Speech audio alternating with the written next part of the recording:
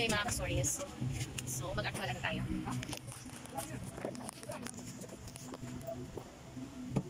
Sa mga oras na yun, mga ka-story, busy na ang ating store at may hawak na ako niya ng papel at ballpen. Kasi yan yung time na makapaglilista na ako at si Liit Kulit ay tulog na.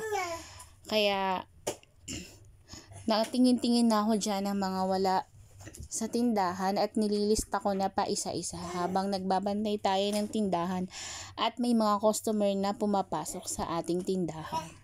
So ayun mga ka-story, habang nagtitingin-tingin ako ng mga wala na sa ating store, yan, nililista ko na siya. Tapos ayan, ang ginagawa ko pala mga ka-story, ayan, habang naglilista nga, yan, ina-arrange ko na din yung ibang mga paninda na gulo-gulo na. So ayan mga ka-story, ang ating ginagawa sa gabi. Araw ng ano yan mga ka-story, araw ng Sabado ng gabi, kaya madaming nagiinuman dyan mga ka-story. So nagdadatingan ng ating mamimili. So ayan nga mga ka-story, hindi may tuloy-tuloy ang aking paglilista dahil nga may bumibili.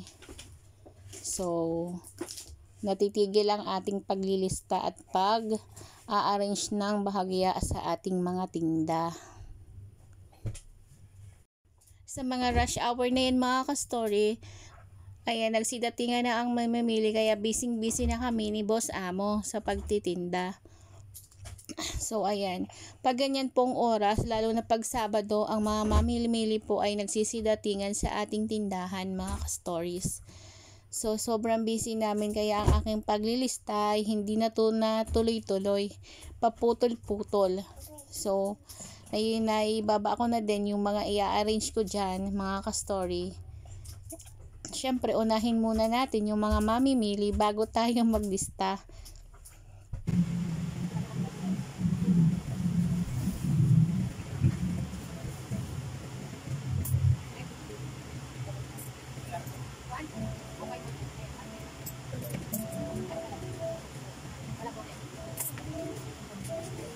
Oh, meron siya na. Oh my God.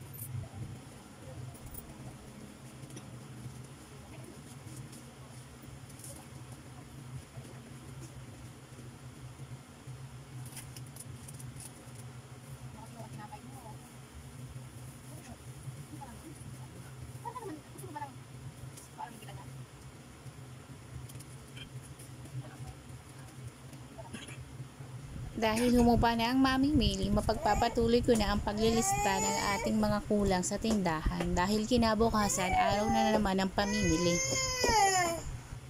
So yan lang ang ating ma-share for today's video mga ka-story. Ganyan po kami ka-busy pag rush hour na dito sa ating tindahan.